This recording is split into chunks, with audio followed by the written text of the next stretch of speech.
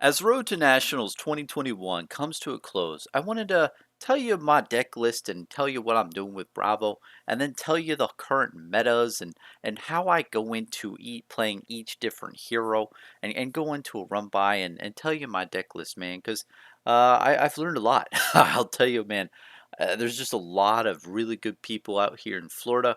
I've gone to, I believe, 3 or 4 Road to Nationals. It's been a lot of fun, man. Overall, it's just been a great experience. And I really just want to open it up and say, yeah, big shout out to the community, man. Everyone in the community and in these stores and playing games, everyone's nice and chill and really fun to hang out with, man. I really appreciate that because Flesh and Blood is all about hanging out and having fun, man. You're playing these games for hours on end, and it's nice to just be across the table from someone who's just out there to have a good time too. So it was really great, seeing all these, people that I've seen for the last couple months, and then even seeing a bunch of new faces and seeing new people come into the game. And I'll tell you, I've had so many games where I'm playing against this guy, and then I'm like, man, you're a good player. And he's like, oh, yeah. I've just been playing for a week, been playing for 3 weeks, and it just blows my mind. I'm like, whoa, you're already at this level of gameplay, and you've only been playing for like a week or two. That's insane. And I'm like, oh man, he's giving me a run for my money. Like, I'm getting my ass beat here. But it's just a lot of fun, and it's cool to see people coming into the game because, as we all know, the general saying is, "Oh, isn't this the game that nobody plays?" And then you have Road to National events where 50 plus people come and attend to. I mean, it's gonna it's gonna be a little bit weird in the future once more and more people start coming. But yeah, and I guess people will figure out that people actually do play this game. But without further ado, I just want to go through my deck list at this time. And honestly, man, I go through so many revisions of deck lists. It's not even funny. And I think that that's important. Like getting into the game, I think it's first. If you want a net deck and see what other people are doing, do that. Then play the game. See how you like it. See what works and what doesn't work. What I've definitely learned in the Road to National season this month is if you go up against decks that are just going to pound the living heck out of you and they're going to be aggressive, I think heal is the main thing with Bravo that is going to give you that edge. Because your opponents in those matchups that just go ham, like I'm talking Aggro Katsu, I'm talking Kano, I'm talking OTK Bolton, I'm talking about the man himself Chain. All of these heroes have a limited amount of juice in their guns that they can pound you. And if you just have a little bit more health, maybe like, 6 or 8 more health, that can be the biggest determinant if you win the game or not. So I'm really big into heal. So the biggest tech thing I put in my deck is 3 yellow blessings of deliverance. I think that's really helpful, especially early game. If you have a turn one, you play a blessing, and oh my gosh, if you have 2 blessings of deliverance and you pop both down, it's just really good. So that's the biggest tech card I've found this season. Going through my deck list though, I play Anathos. It's the only weapon you need, in my opinion. For any like physical matchups, I'm going the Arknight Skullcap, Crater Fist, Ironrot Legs, and Tectonic Plating. This is just maximum health, man. And armor is essentially a premium version of health. And I just want to have as much armor as possible, and that type of armor allows me to do that. The next thing I run armor wise is the No Rune. And this I'm kind of on a hazy level with. I haven't played too many Kanos, but I respect the wizard. I always respect that wizard, man. I play No Rune boots, No Rune gloves, and No Rune hood. I have 3 No Rune, but I want to have a fourth. I'm really thinking also of teching out one of the No Runes and keeping the Arknight Skullcap because in my mind, if you don't really attack Kano as much, which I think is a good play, I think as a Guardian, and I'll get to that later, I think you have to be more defensive. So I'm thinking about the Arknight Skullcap, but I'm not sure at this time. And I would probably uh, sub out the No Rune Hood for a No Rune robe. But other than that, the only other equipment I run is Time Skippers. Now, Time Skippers is really good for the Prism matchup. If you get behind on your whack-a-moles where you're whacking down those aura tokens with your hammer, Time Skippers will help you get into whacking 2 down in 1 turn, which could help you in the game. Other than that, like just going card by card, I have 3 red blessings and 3 yellow blessings. And like I said again, those cards are just great for healing. It's amazing in a lot of different matchups. And if you have to block with them, it's fine. But if you have them in your hand, if you have a blessing and a blue pitch, it's amazing because you pop that down, you draw a card, and hopefully you get another blue card, and you can swing your hammer for 6.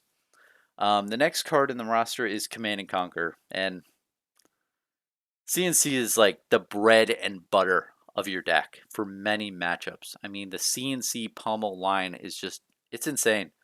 I tend to tell my opponent if they're new to the game ahead of time, say, you know about CNC pummel, right? And if they don't, I'll just tell them ahead of time because I think it's a pretty nasty combo because you come in with this Command and Conquer, and here's the 2 options your opponent has.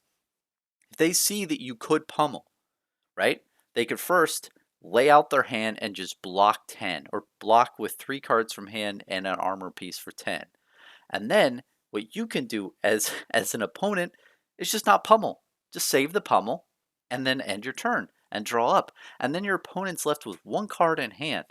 So they can't really do much. And next turn, you can just do the same thing again if you get a CNC, or if you get some other big card, you could dominate it and then pummel. So that is a scenario in that case if they defend. Now, if they don't defend, then they're taking 10 damage from CNC and then a red pummel, and they lose their arsenal and 1 card from hand. So, either scenario, there's really not much of a win for your opponent when you play that. I think that is just the premium version of this deck, and that's what you should use in a lot of different matchups that I'll go into in a bit. The next card, Crippling Crush. Now, in the beginning when I played Bravo, I was like, man, Crippling Crush is amazing. I love Crippling Crush. And it's still good, man.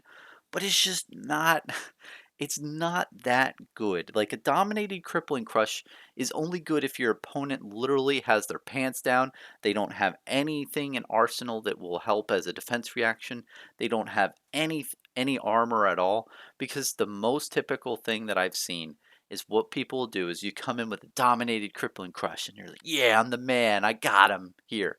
They'll either red unmovable from Arsenal and literally just block 8, and then you deal 3 damage and no effect. Or they'll do a red Fate First Scene from Arsenal, and then they'll block with 1 card from hand for 3, and then they'll block with 1 stupid armor piece for 1. And if you add those numbers up, it's 8, which prevents the crush effect as well with Crippling Crush. I have a hard time using it in that manner. I think the best way Crippling Crush is used is if you have a Seismic Surge token from last turn. You have it on the board. You have a Crippling Crush, 2 blues, and then maybe a defense reaction, right? That is the best scenario you can have because here's what you do. Your opponent attacks you, and hopefully you have a defense reaction from Arsenal, defense reaction from hand, and then the last 3 cards you have in your hand are a Crippling Crush, 2 blues. So what happens is on your turn, you have the Seismic Surge that pops, 2 blues, which makes it 7, and then you come in with a Crippling Crush. They usually have to just dump their hand or they get rid of a defense reaction. I think that's the best play because you're literally using 3 cards in hand and using a Crippling Crush for 11 damage. It's pretty, there's a lot of value to that. And I think ultimately, will I do a dominated Crippling Crush if it just magically appears in my hand and if the opponent can't do anything? Yes, I'll do it. Or if it's at the late stage of the game and they literally have no armor left and like they've probably blown through all their defense reactions, yes, dominated Crippling Crush is great for ending the game. But in the beginning of the game, I just think it's very easily avoided. That's why I think the Command and Conquer Pummel is more preferred in my mind because there's nothing you can do. The only thing you can do against a CNC pummel that makes any like reaction type of thing is a reinforce a line red, but not a lot of people run it. I think we're going to see a lot more in the future run it, especially against the Bravo matchup. But any matchup that runs CNC pummel, I think reinforce the line is pretty legit. Um, Another card in the line in my deck list is Red Fate Foreseen. Blocks for 4. It's great, man. Great card. Next is Mangle. I run 1 Mangle currently. Mangle's cool. I like it for the OTK Bolton deck. You attack an OTK Bolton with it, and they have one counter on their chest piece, and they start sweating bullets. Because if you break that, you literally just break their whole entire game plan. I've been thinking of running one more mango. I think it's really good, especially if you have a mango, a blue, and a seismic surge token in play. Then you can have two cards in your hand, basically the mango and the blue card, and attack it for 8, which is good. That's a lot of value there. Um, Next cards in the list are disables. I run 3 blues because it's a blue and blocks for 3, and then also 3 yellow disables. Disable is just a great card. It's like a less good version of Command and Conquer. I find especially the yellow ones are good if you CNC and they block their whole hand, and next turn you get a yellow disable. You can yellow disable with 2 floating, and then literally you're threatening their arsenal again. You're constantly threatening their arsenal card, which is pretty cool. Next is Sigil Souls red. Again, against a lot of matchups, the health is really important, guys. It's so important, especially if you draw it on like turn 0. It's really fire card. Next card in the list, I have 3 red Sink Belows and 3 yellow Sink Belows. I love Sink Below because let's say you pull a hand and you have 4 reds, which I've done in the past, but you have a Sink Below. It's awesome because your opponent attacks, you sink below, and you can sink below one of your crappy cards, and then you can draw and hopefully get like a blue or get something else you want. It's just a really good card for making your hand better, which I really like, and also against certain matchups like Dorinthia or any attack reaction class like Katsu or anything that has attack reactions. It's a really good card. Next is Spinal Crush. I run 3 Spinal Crush, especially in the current meta with Chain. It's just really good, and against Ninja, it's a really good card to stop the go again effects. I run 3 reds. Oh, there's only red version, but I run 3 of those. The next card is Pummel. Now I read 3 red Pummels. Amazing card. Again, the Command and Conquer turns with Pummel is just absolutely crazy. It's pretty gross. I'm not gonna lie. I also run 2 yellow pummels. I'm thinking of running a third pummel. I do really like it for the Prism matchup with the yellows for the library, but also, man, just the CNC pummel. Like you get CNC and pummel more if more pummels are in your deck, and 1 less damage is no big deal. Next card is Remembrance. I only run 1. It's a good card, especially if you're trying to get stuff that you had previously blocked with early game and getting it back into your deck. The last part of my deck is pretty explanatory. 3 Cartilage Crush blues. I think a lot of these blues that I have in my deck are just shitty blues that are there to use for your big attacks, like your Crippling Crush or your Righteous Cleansings. So, you need blues in your deck when you're Bravo, obviously, to not only use your Anathos hammer, but to get off your big attacks, you just need a lot to pitch. So they're really good, and they block for 3. And you need these for your Blessings of Deliverance, because when you take cards on the top of your deck, you need to have 3 cost cards, and all these blue cards are that. So that's kind of the reason for that. And for all those shitty blues ones, you have Cartilage Crush, you have Choke Slam, you have Debilitate, Showtime, Crush the Weak, Buckling Blow, Crush Confidence, and Cranial Crush. All those blues I run 3 of, and they're just, there for pitching, like I said, and for Anathos and for Blessings of Deliverance. Pretty standard in any Bravo deck, honestly. The last 2 like core cards I think are Righteous Cleansing. I run 3 of them. Dude, it's just a really good card. Attacks for 10. I think it's a really good game ender as well when you dominate it, because early game you usually pitch with the Righteous Cleansing because it's yellow. And then later game you'll get like a Righteous Cleansing and 3 blues, and you literally just dominate it and attack your opponent. And it's a really good game ender. Another really good one is Unmovable. So I run 2 yellow Unmovables. It's really good for the Bravo mirror and anyone who's going like really tall. I'll usually take it out against like other heroes that are going more wide, but I do like 2 just yellow Unmovables. Another thing that's great about the yellow versus the red is that it pitches for 2. which is really helpful for, all your other stuff in your deck. I just don't see a really need for the red one because it blocks for 7, but then it blocks for 8 if it's in your arsenal. But I mean, that's pretty excessive to me. Usually people aren't attacking you for that much in the current meta, so I like the yellow ones. I run 2 of them. And then the last card in my deck, as you probably are aware in most decks, are 2 snags. Again, this is just really for the chain matchup. I think snag's also really good for the Bolton matchup against V for Vanguard. What's really good, I think, about it is when V for Vanguard is coming at you, it buffs itself, which is what Bolton uses to give it go again. But if you snag it, then you reduce the amount of attack that it's attacking you for, and they have to use their Snapdragon scalers to give it go again, which I really like because if you can pop their Snapdragons, that's a huge benefit for you later on in the game. I think snag is definitely important, but I don't know if I'd run 2, maybe 1. I haven't played too many Bolton matchups, mainly like the Raiden build, but also OTK. I think it could come in pretty clutch. But yeah, that's the complete deck list of me going through all of my cards in my deck. Now I can get over to really the matchups, right? And when I first played Flesh and Blood, I didn't understand sideboarding. I was like, man, this is too complicated for me. I'm just running the same deck for everything. And I think it was good because I got my ass kicked, and it made me realize that probably should think about different cards to sideboard because you really do get net edge in certain matchups, and every different matchup has to be played differently, which is really cool. I love that about this game. So, without further ado, let me go down each matchup and explain. First is Azalea.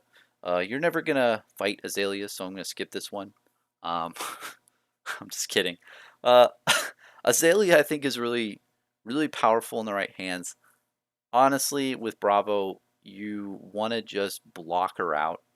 Um, you'll probably want to do big attacks while you can, but from the Azaleas I've seen, they run a ton of reds and they run a ton of aggro, so there's no way you can meet their tempo.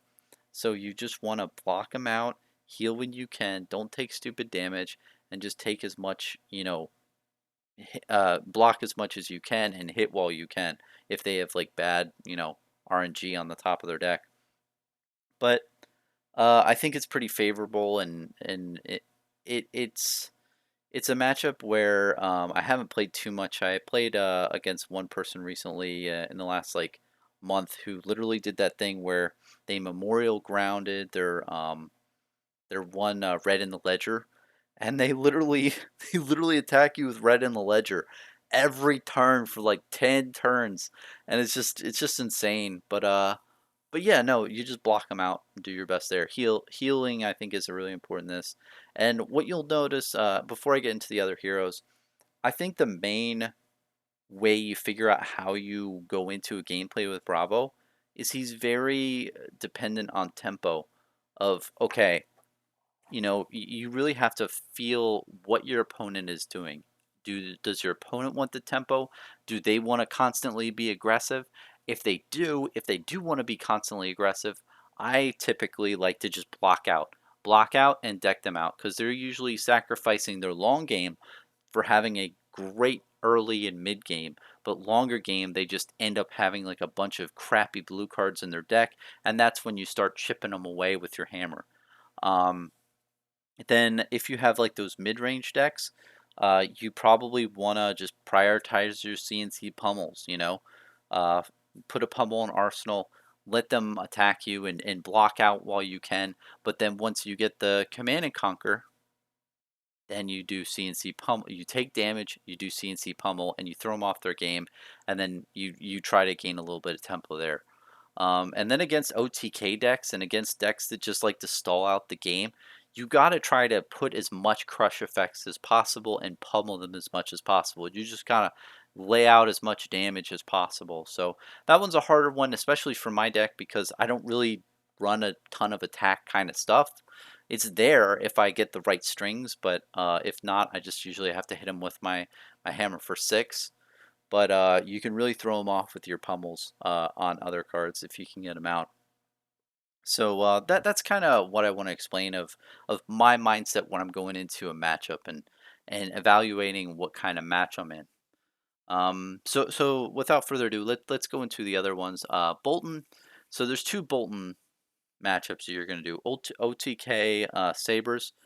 And the OTK Sabers, you try to be aggressive as possible because you want to get their Lumina Ascensions out of hand. You want to put pressure on that. If they have it in hand or arsenal, you want to get it out of their arsenal, especially if you have CNC, man. CNC pummels are great for this, to get it out of their arsenal and really F up their day if you can destroy a couple cards that way. Um, I think that OTK Bolton is going to be a lot more popular in the future when people start mastering him and mastering the fact that you can apply pressure with him. I see that there's a lot of bad variants those players can have with their hands to where they can't apply consistent pressure, and I'm just able to constantly, put spinal crush, or crippling crush. If you can constantly do that, you're gonna have a good match. Um, for Raiden Bolton, I feel that he has like consistent damage, like 12 to 15 damage a turn, and he's doing a lot of stuff in his soul. I think the only way to go about him is just blocking out. That means taking out your, some of your pummels, maybe leaving two in there just for, being a little spicy. But honestly, I'd probably just block it out and try to life gain as much as possible. Haven't really faced it too often, so I don't really know the matchup too well at this time. Um, the next is the Bravo Mirror. Bravo Mirror is annoying. Uh, Again, defense reaction in Arsenal, or you do CNC and pummels. It's just you have to play a really tight game and really save your armor for when they do their crippling crush, so you can use it to block and not get crushed. But yeah, just play them out and see where they're heading. If they're being more aggressive, then be defensive. But if they get crap hands, then try to go all in. It's pretty simple. Chain, you're just going to heal as much as you can in the beginning of the game and then block out. I've personally tried to race chain a little bit in the beginning when I've had really, really good tempo and I've had really, really good pulls. I've had like Spinal Crush, Crippling Crush, and then all this stuff, and it just doesn't work for me. I've done it like maybe 2 or 3 times, which isn't a very good sample size at all, but usually the matchups that I win, if I have like 46 health in the beginning, if I can heal a bunch, or at 48, oh baby, it is just a lot easier to win at that standpoint because you just have so much more health than they're used to chunking away. And at the end of the game, that 1, 2 extra health could mean the difference of the game. So chain, I think the best way is to health gain. With my version of Bravo anyway. Next is Dash. Dash is the weirdest matchup for Bravo. It's probably your weakest matchup. Once she gets her machine guns with all the induction chambers, you're pretty effed unless she's like pretty low. Honestly, the biggest thing I can say is you want to go aggro with his matchup. You want to just go ham on her. This means limiting your deck to 60 cards and trying to just rush and just get as much value as you can.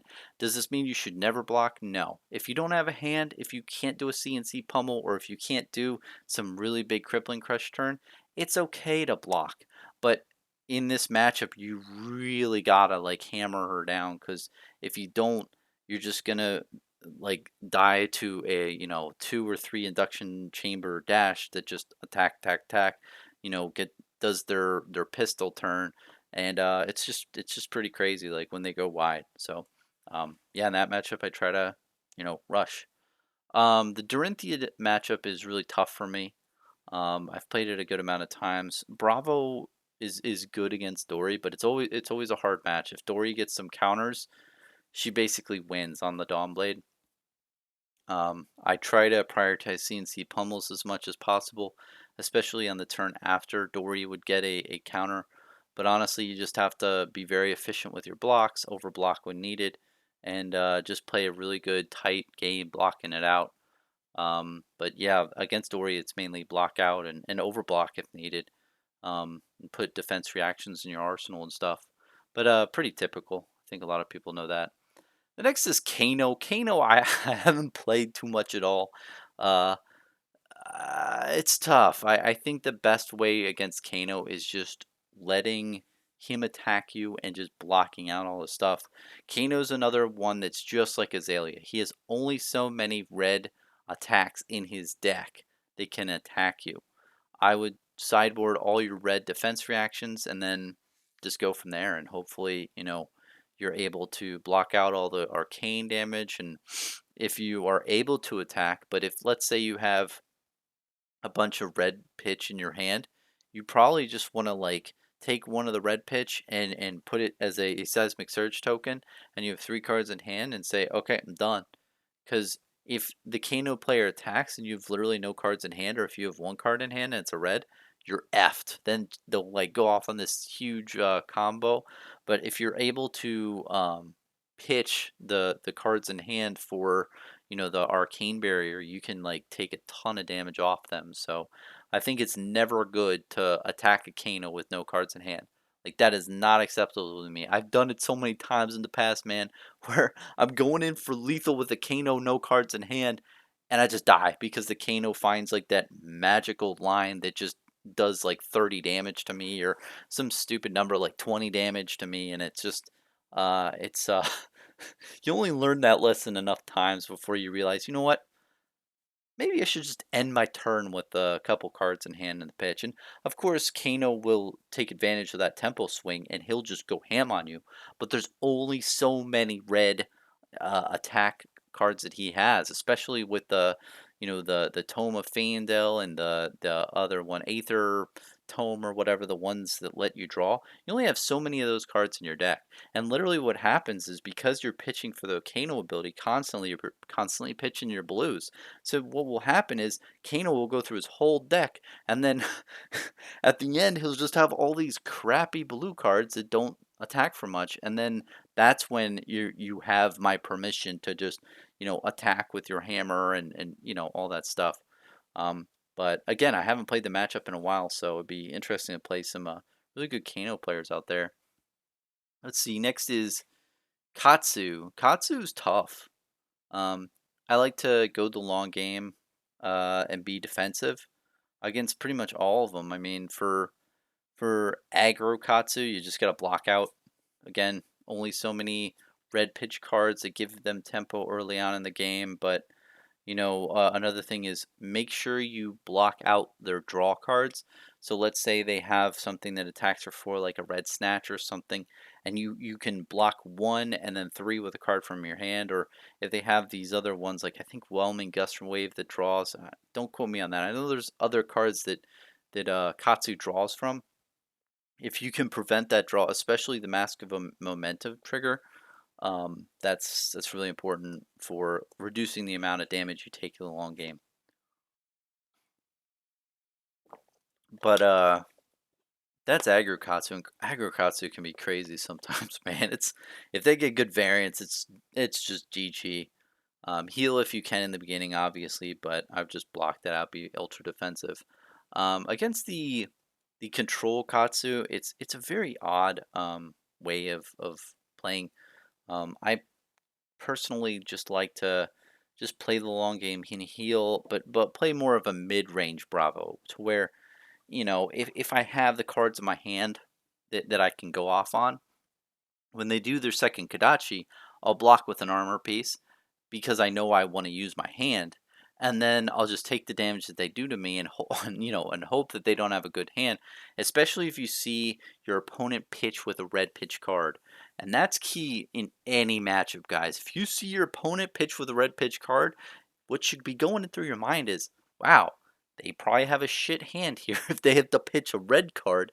You know, I think that if you see that and you have a fire hand, then you're like, okay, this is the time I can really go off on them and gain a little bit tempo.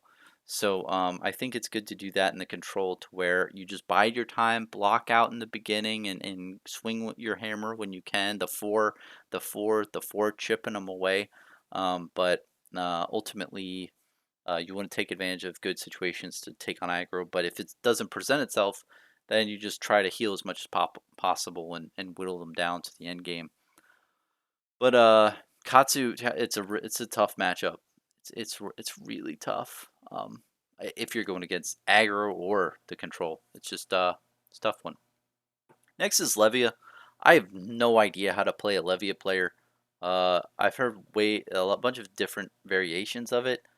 It's a beatdown deck apparently, so if you see that they're doing a lot of stuff with banish and all that stuff, and they're milling themselves to get like current tempo, you probably just want to block it out again. If they're doing some other like control type thing, you might want to play it a little differently. I don't know honestly, but not too many people play Levia, which is good. So there's that. Prism is probably your second biggest threat other than Dash. Prism is just this is really hard.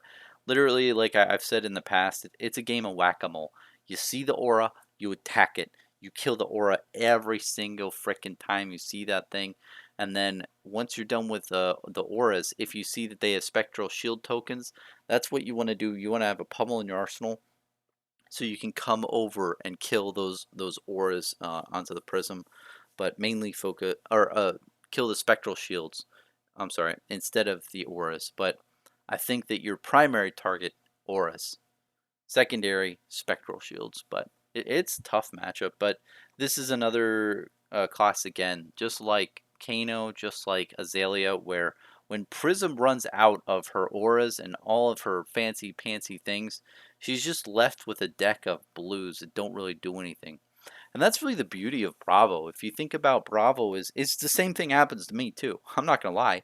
At the end you're left with a ton of blues. But with Bravo, I can pitch 2 blue cards to attack with for 6. And I can do that an infinite amount of time. You don't have that with Azalea. You don't have that with Kano. You don't have that with the Prism build. They're very focused on doing a bunch of damage with the current kit that they have with their current cards. But after that, they're just left with a bunch of blue pitch and they can't win the game. So next is Rhino. Rhino is tough, man. I don't know. You just probably want to play mid range. It's a tough deck to go against. I don't have too much Rhino experience, but I think he's very underplayed, and I think that people are going to play him in the future and really kill with him. He's just a really solid hero overall.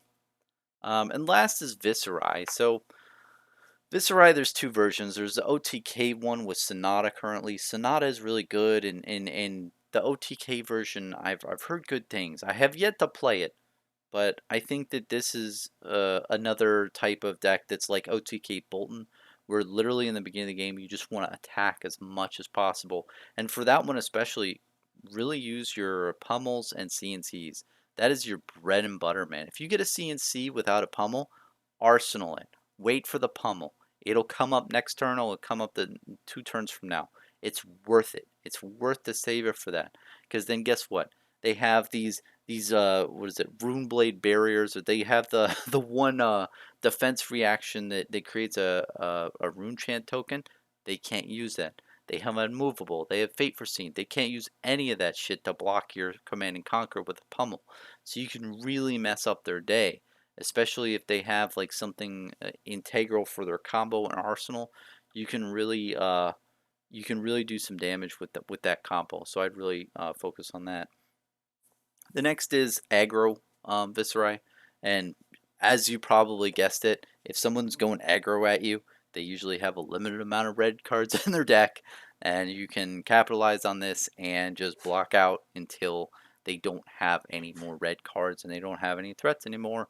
And then later game you can start attacking after you've blocked out all their good stuff.